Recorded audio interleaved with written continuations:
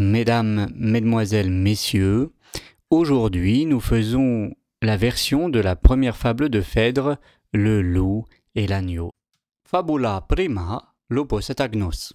Ad rivum eundem lupus et agnus venerant citi compulsi. Superior stabat lupus longeque inferior agnus. Tung fauce in proba, latro incitatus iurgi causam intulit. Cur, inquit, turbulentam fecisti mihi aquam bibenti, laniger contratimens. Quid possum, quae so facere, quodque reris lupe, ad te decorrit ad meos austus liquor. Repulsus ille veritatis veribus, ante hos sex menses male, ait dixisti mihi. Respondit agnus, equidem natus non eram. Pater Hercletus, ille inquit. Maledixit mihi, adque ita correptum laceratinius tanece. Ec propter illo scripta est homines fabula, qui fictis causis innocentes opprimunt. Dans le premier point, nous allons identifier les verbes. Au début du texte dominent les imparfaits ou plus que parfaits à l'image de stabat et venerant. À partir du troisième vers, ce sont les parfaits qui dominent, sauf au discours direct. Les verbes du parfait se reconnaissent facilement à leur terminaison en « i ».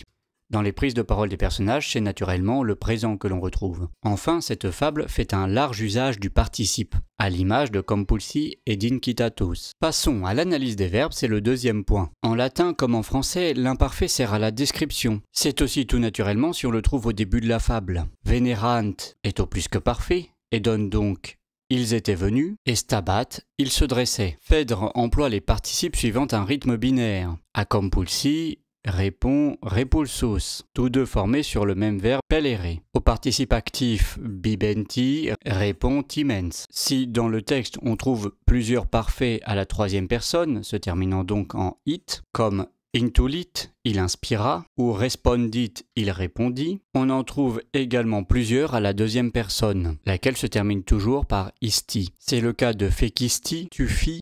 Enfin, comme dans les fables de La Fontaine, le texte mélange des parfaits et des présents. Notons tout particulièrement possum, je peux, dont l'infinitif est posse. Ait et inquit sont des verbes d'effectif bien connus, correspondant à la proposition incise dit-il en français. Quaeso, utilisé comme ici à la première personne du présent de l'indicatif, ne doit pas se traduire par je cherche ou je demande. Il correspond en fait aux formules françaises je t'en prie, de grâce, voyons, s'il te plaît. Dans le troisième temps, l'on regroupe les mots et l'on identifie les cas. Le texte est un peu long, nous nous attarderons donc ici sur les traits saillants. L'accusatif en rouge dans le texte se reconnaît facilement, il se termine par un M au singulier et un S au pluriel. Le texte présente une variété de nominatifs, ceux en ous ou en or ne sont pas très surprenants. O peut être la terminaison du nominatif de nom de la troisième déclinaison, et I qui peut correspondre à d'autres cas peut aussi correspondre au nominatif pluriel. Nous trouvons ici plusieurs ablatifs ou adverbes, et le pronom de la première personne au datif mihi est répété plusieurs fois. Il y a dans le texte deux génitifs, iurgii et veritatis. Dans ce quatrième point, nous nous intéressons au lexique. Nous l'avons découpé en deux temps. Voyons d'abord les noms. Causa et aqua sont des noms féminins. Causa signifie l'origine, la raison, l'affaire. Aqua, l'eau. Rius, lopus, agnus sont des noms masculins. Rius signifie ruisseau, lupus, loup, agnus, agneau. Iurgium est un nom neutre signifiant querelle. Pater patris est un nom masculin signifiant père. Latro, latronis est un nom masculin signifiant garde du corps, mercenaire ou ici brigand. Homo hominis est un nom masculin signifiant l'homme, l'espèce humaine. Fauces, faucium est un féminin pluriel signifiant gorge au singulier en français. Il existe aussi une forme au singulier, faux. Veritas, veritatis est un nom féminin signifiant vérité. Nex, nequis signifie meurtre. Citis, citis est un nom féminin signifiant soif. Il présente des formes rares, comme son accusatif, citim. Vis, vis signifie la force, la violence, est aussi un nom féminin. Laniger, enfin, dérive de l'adjectif identique, signifiant qui porte de la laine. On comprend bien qu'ici, il sert à désigner le mouton, l'agneau. Voyons ensuite les pronoms, les adverbes et les adjectifs. Idem et adem, idem signifient le même. Nous relevons dans le texte trois pronoms personnels. ego, tu et ille, correspondant respectivement aux premières, deuxième et troisième personnes du singulier. Pour les adverbes, nous avons notamment relevé longe, au loin, et contra, au contraire. Quant aux adjectifs, on relèvera supérieur, plus haut, improbus mauvais, turbulentus troublé, injustus injuste, et enfin innocentis, innocent. Dans le cinquième point, nous nous intéressons aux conjonctions. Que est une conjonction copulative enclitique, c'est-à-dire qu'elle se soude à la fin du mot auquel elle se rapporte, et on le traduira par « et ». Tunc se traduit par « alors », cur par « pourquoi », quid par « comment », ce sont deux adverbes interrogatifs, et quidem par « assurément », certes, atque signifie aussi « et ita signifie « ainsi » ou « oui ».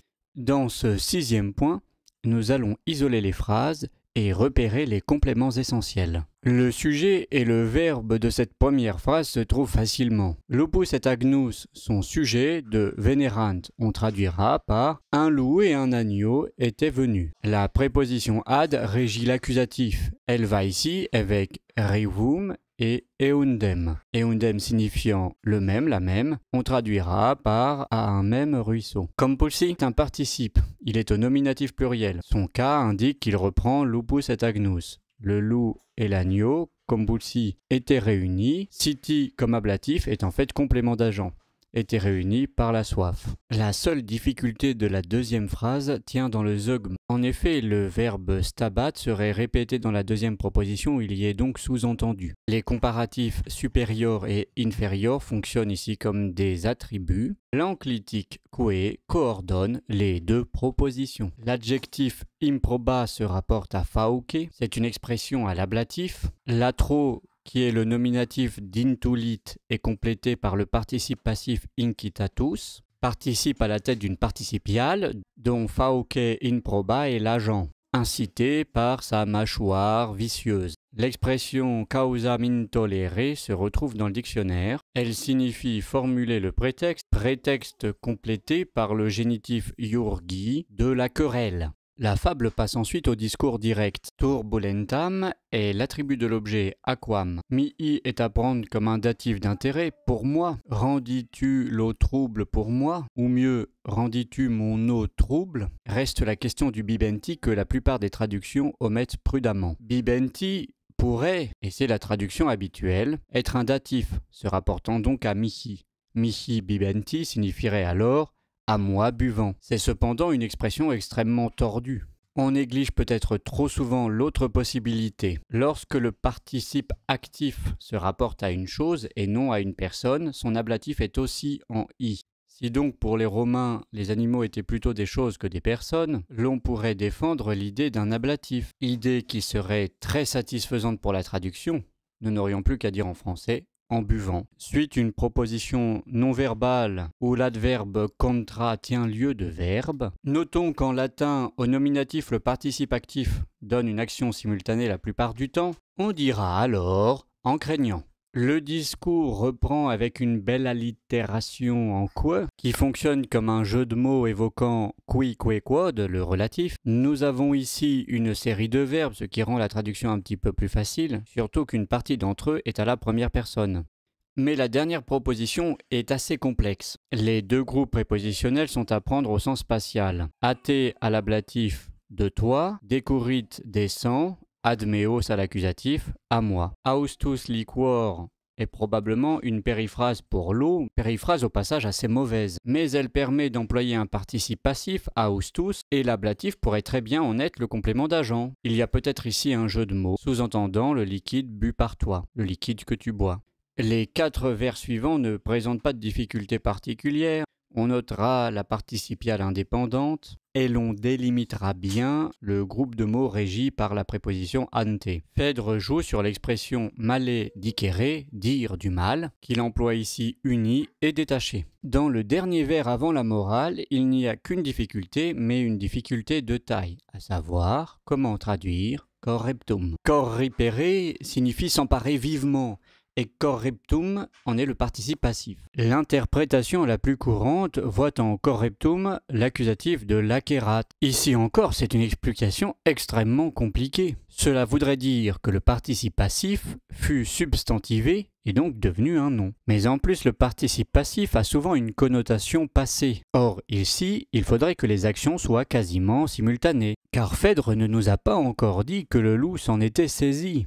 Or, en latin, il existe un adverbe correpte, dérivé de correptus, que l'on traduirait en français par bref, pour abréger un discours. Ici, cet adverbe correspondrait parfaitement bien. Et il est possible en latin de concevoir un adverbe avec le neutre, comme ça pourrait être le cas ici de correptum. Et si il s'agissait encore d'un jeu de mots de Phèdre, abrégeant son discours, donc signifiant au propre bref, mais sous-entendant en effet que le loup se saisit de l'agneau. Il ne s'agit pas de chercher à complexifier inutilement la version, mais pour traduire ce passage en l'agneau ayant été saisi, il aurait fallu un ablatif. Si l'on se fie bien au cas, la morale ne pose aucune difficulté. Scripta est comme en français une périphrase de la voix passive. Ec fabula est nominatif, la préposition propter régit l'accusatif ilos et homines. On relève au passage un chiasme entre les accusatifs et les nominatifs. Dans la relative, il n'y a pas plus de difficulté et l'antécédent du pronom qui est homines. Passons au 7e et dernier point, à la version.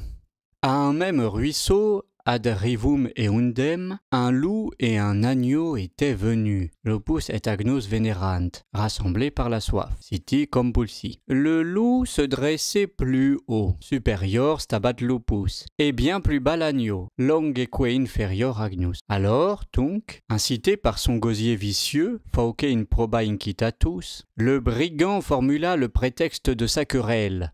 Latro iurgi causa mintuli. Pourquoi, cour, dit-il, inquit, me rendis-tu l'eau trouble en buvant? Turbulentam fecisti mihi aquam bibenti? Le laineux répliqua en tremblant, la niger contratimens. Comment puis-je, quid possum, de grâce, quaeso, faire ce dont vous m'accusez?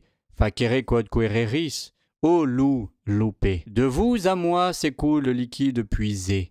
A te decurrit ad meos austus liquor. Celui-ci, déstabilisé par la force de cette vérité, reprit. Repulsus ille veritatis viribus. Tu me maudis, maledixisti mihi, dit-il, ait. Il y a moins de 6 mois. Ante hossex menses. L'agneau répondit, respondit agnus. Pourtant je n'étais pas né. Equidem, natus non eram. Ton père, parbleu, pater Hercletus, dit-il, il inquit, m'insulta.